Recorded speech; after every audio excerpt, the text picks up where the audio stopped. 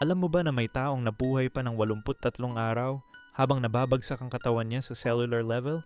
Noong 1999, sa Tokaimura Nuclear Facility sa Japan, si Hisashi Uchi ay nakatanggap ng pinakamataas na radiation dose sa kasaysayan ng sangkatauhan. Sa loob ng ilang segundo, nasirang lahat ng cells sa katawan niya. Ang balat niya ay nagsimulang matunaw.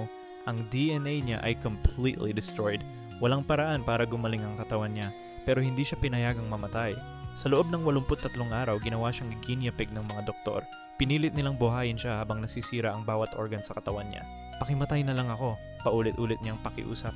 Pero dahil sa political pressure, patuloy siyang ginagamot. Documented ng mga doktor ang bawat hakbang ng pagkamatay niya.